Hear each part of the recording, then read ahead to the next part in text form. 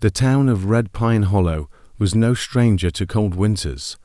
Snow blanketed the streets in an endless white expanse, and the glow of Christmas lights offered a fleeting warmth against the bitter chill.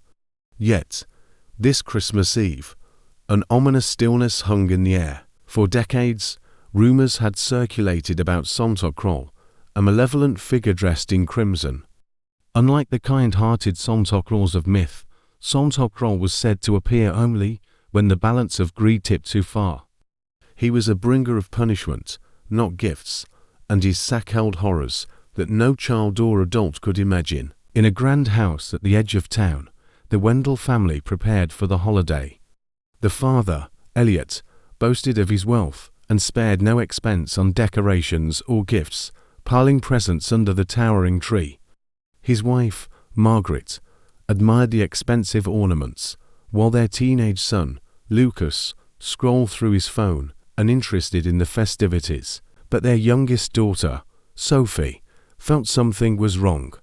She had heard the whispered tales at school, warnings to stay humble during Christmas or risk inviting the wrath of Santa Claus.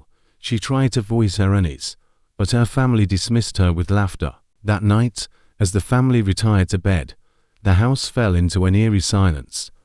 The snowstorm outside intensified, and the temperature plummeted unnaturally. Sophie lay awake, clutching her blanket, when she heard it, the faint sound of sleigh bells, discordant and menacing. A heavy thud echoed from the roof, followed by the crunch of boots on snow. Sophie's breath hitched as the sound grew louder, moving toward the chimney. She sat frozen as ash tumbled into the fireplace, and then she saw him. He emerged from the hearth like a demon from hell, his crimson suit scorched and torn, his white beard stained with blood. His eyes glowed with a sickly yellow light, and his hands, tipped with claws, gripped a grotesque sack that writhed as if alive. Santa Claus didn't speak. He moved with predatory grace, his boots leaving streaks of soot and blood across the floor. Sophie whimpered, her small frame trembling as she hid beneath the covers. Claus's first stop was Elliot and Margaret's room. The door creaked open, and the shadows seemed to swallow the light. A guttural growl rumbled through the air as Claus raised a massive hooked cane.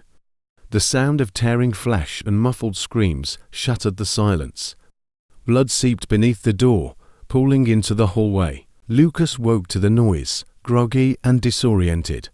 He stepped into the hall, his foam flashlight trembling in his hand.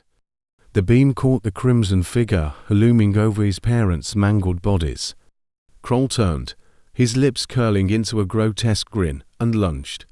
Lucas's screams echoed through the house as the cane slashed through him, his blood splattering the walls in grotesque patterns. Sophie could hear everything from her room: the wet thuds, the cries for mercy, the sickening crunch of bones. She knew there was no escape. Her small hands gripped the edge of her bed frame. His hair streamed down her face. Then, the door to her room creaked open. Santa Claus stood in the doorway, his sack writhing violently, emitting faint, otherworldly cries. He stepped inside, his cold hand reaching toward her. Desperation fueled Sophie's trembling body. She grabbed the nearest object, a snow globe, and hurled it at Claus's face. The glass shattered, and for a moment, the monster recoiled. Sophie dashed past him, her bare feet slipping on the blood-slick floor as she raced down the stairs. Kroll was faster. He appeared before her, blocking the front door with his massive frame. His sack opened, revealing horrors Sophie couldn't comprehend: faces of past victims, twisted in agony, clawing to escape. "No," she whispered, collapsing to her knees. Kroll knelt before her, tilting his head as if appraising her. Then, he reached into his sack, pulling out a small, blood-stained teddy bear. He placed it at her feet, his lips curling into a smile that dripped malice. The storm outside ceased abruptly, and Kroll vanished into the night, leaving Sophie surrounded by the shattered remnants of her family. When the police arrived the next morning, they found Sophie curled in a corner, clutching the teddy bear. The house was a scene of unspeakable carnage, but no footprints led to or from the property.